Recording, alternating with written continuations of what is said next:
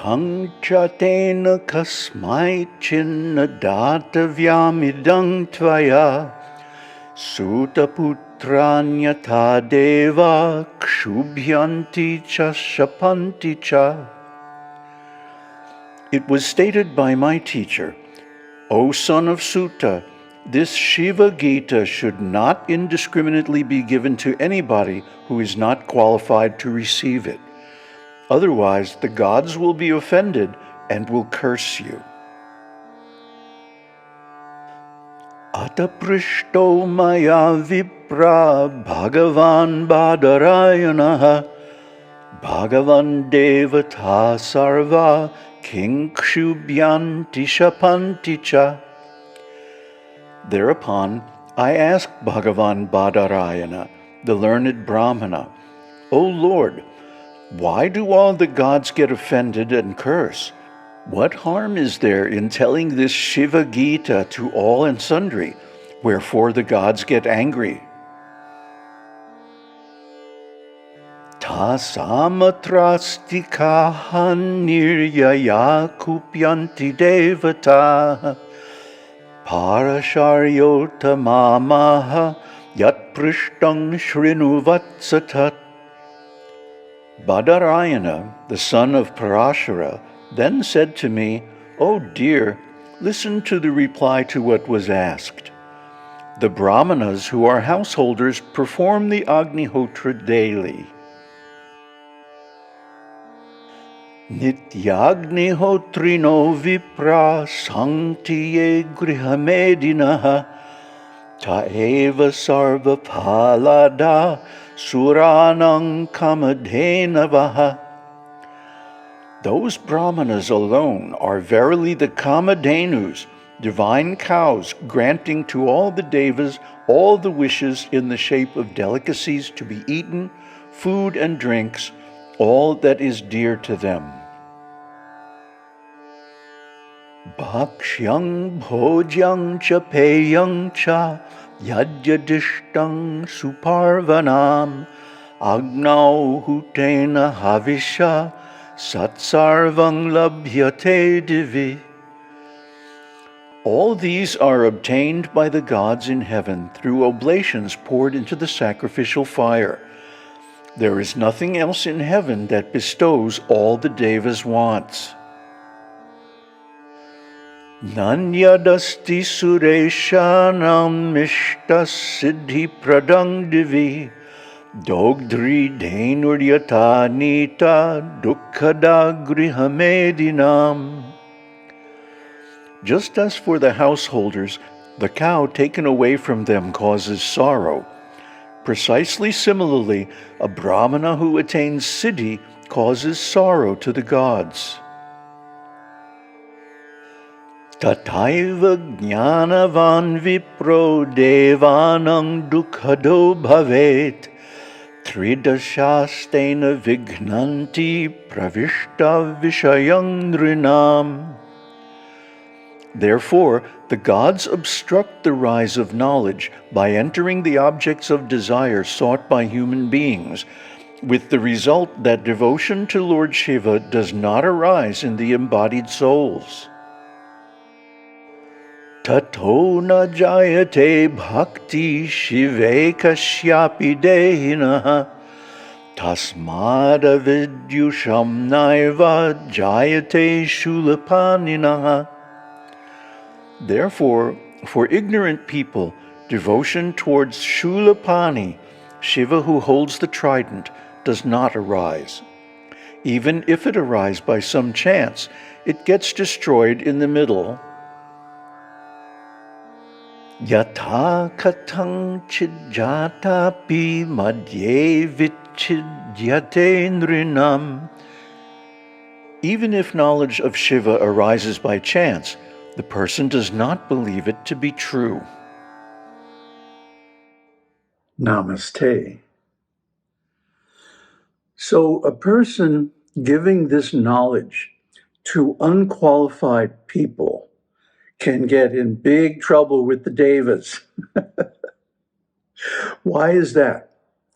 Well, Śiva-gītā begins with the word ataha, atata, just like Brahma Sutra. And in Brahma Sutra commentary, Shankaracharya explains this means that one should be well established in the 6 treasures. The 6 treasures are detachment, control of the mind, purity, renunciation, steadiness, etc. Mercy, compassion, peacefulness, nonviolence. All of these are qualities that are required to realize the subject matter of any Advaita scripture or yogic process. So we have to look into this, because you're wasting your time if you're just viewing this as entertainment. This is actually an instruction, and it will get quite elaborate in future chapters.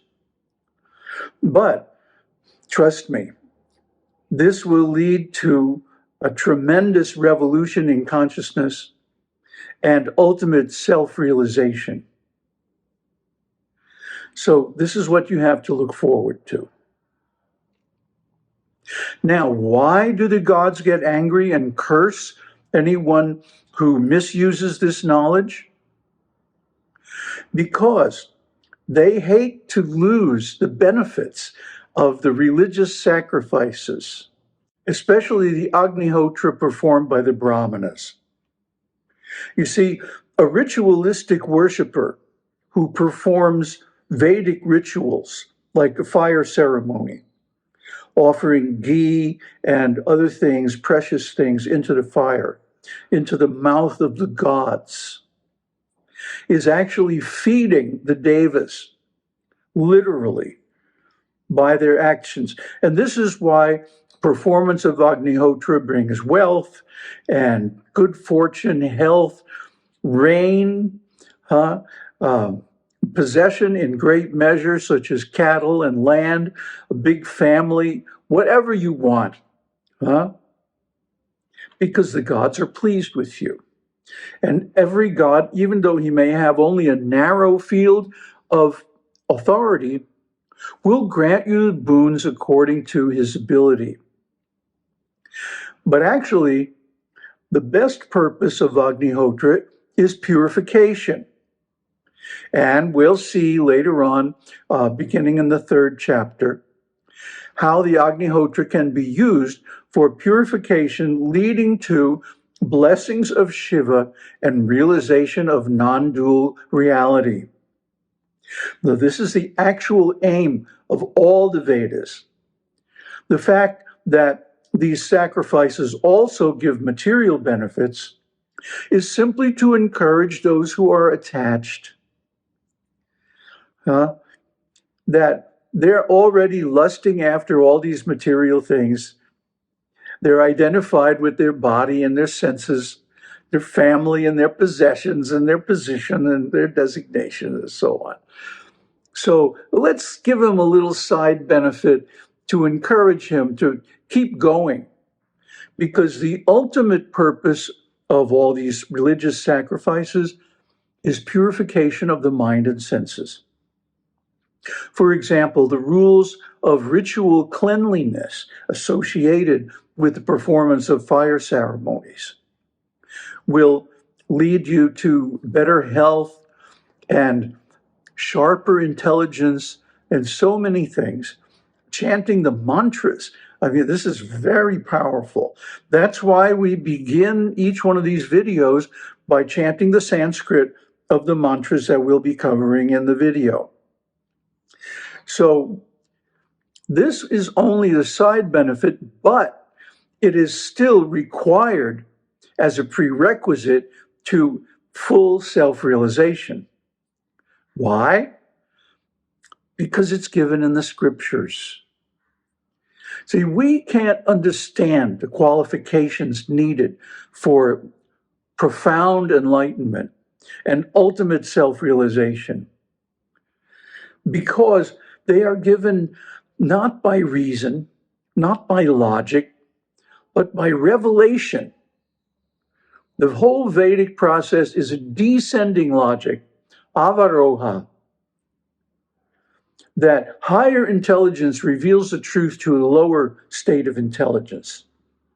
The divine intelligence reveals the truth to the human intelligence.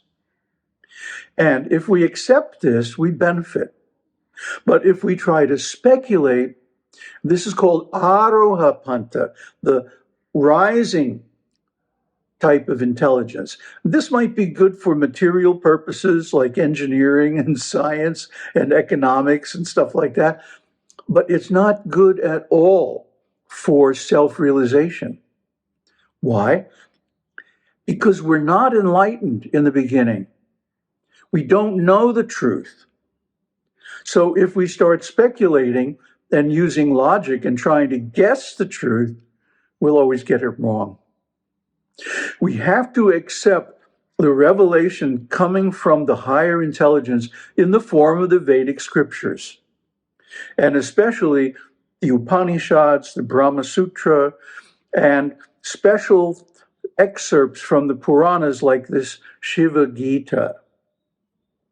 So, when we do this, we actually transcend the need to perform the rituals. A better way to describe it is that we internalize the process of offering and sacrifice, and we actually offer our very being on the altar of love for the Supreme Brahman. This is the highest sacrifice. This is what leads to ultimate self-realization.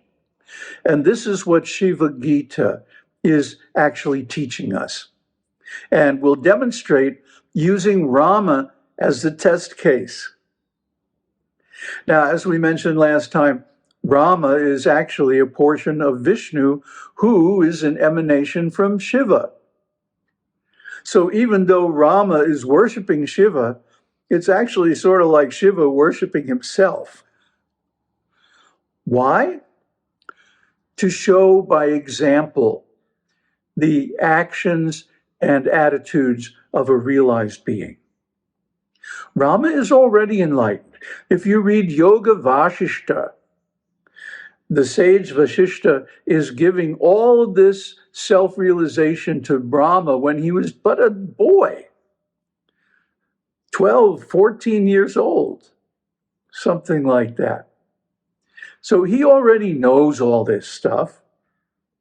And the whole drama with losing Sūta and lamenting and all this is just a setup so that these topics can be invoked. Beginning with, you're going to hear in the next episode, Agastya schooling Rama on detachment. But he doesn't really need that.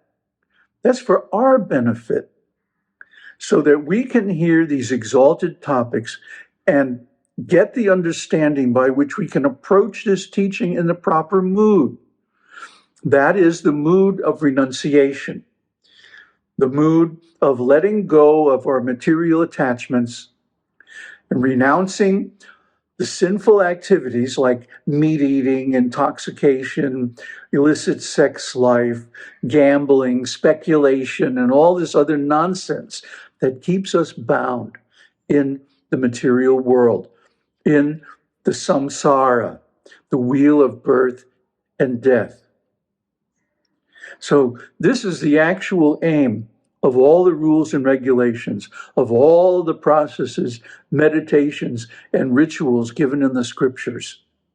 So if we are sincere, if we really want the benefits, we have to follow the procedures given in the Shastra.